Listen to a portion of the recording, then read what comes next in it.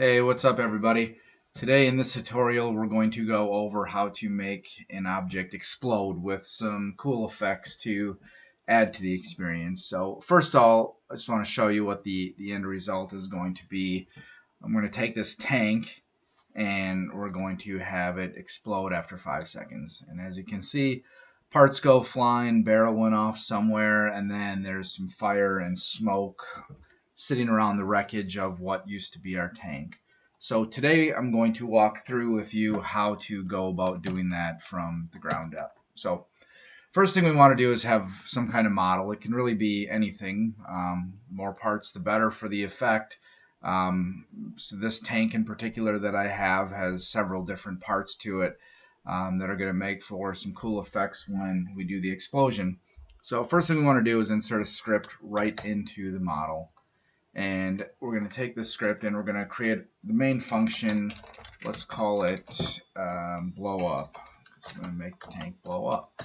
And we want to call the function when the model or the program runs, but we'll put in a delay of 5 seconds just so it doesn't explode before everything's fully loaded.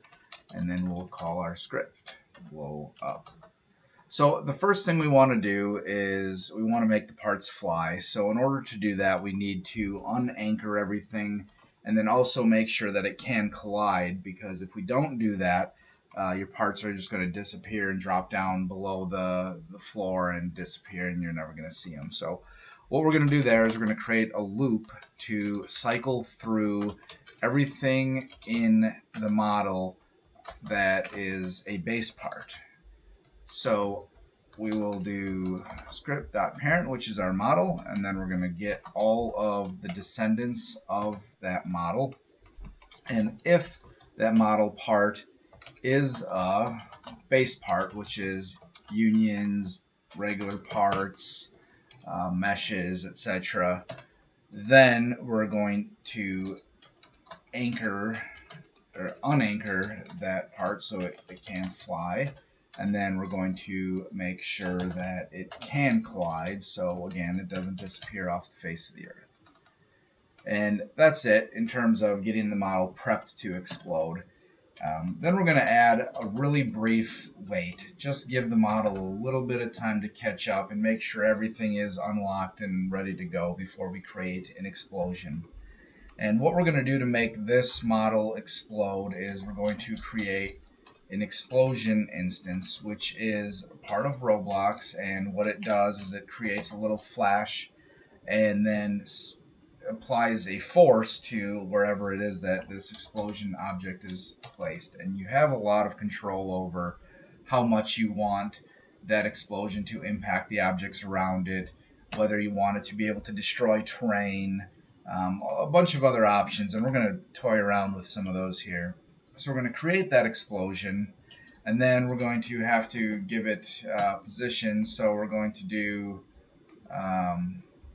let's go explosion dot position equal to, let's go to our model, dot parent dot primary part dot position. So that'll have the point of where our explosion is going to occur. The first thing we want to do is have some kind of pressure. How much we want this thing to impact the objects around it. So blast pressure is the variable there, and this is something you can play around with. Some heavier objects, things that have a lot of parts, things you want to go very far. You want to put something maybe 500,000 or even 1,000,000. In this case, I'm going to try to keep all the parts close to the tank for effect. So we're going to set it at 25,000. Another variable is how far we want this blast to go. So how many parts do you want it to affect? We're going to do a radius of 15 studs, so it's going to stick to roughly the area of the tank. And then, like I said, these can impact your terrain, and you may not always want to do that, particularly in a game where you can't regenerate the terrain very easily. So we're going to use no craters is the variable parameter there to make sure that that does not impact the terrain at all.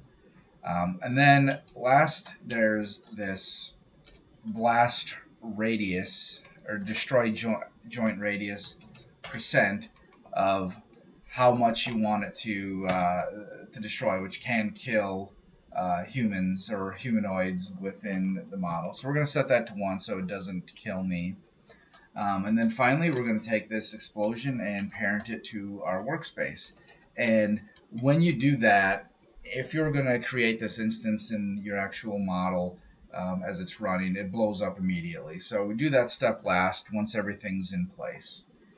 So that'll create an explosion, and that largely will do everything by itself. But I wanted to take it a step further, and after it blows up, add some effect in the form of fire and smoke.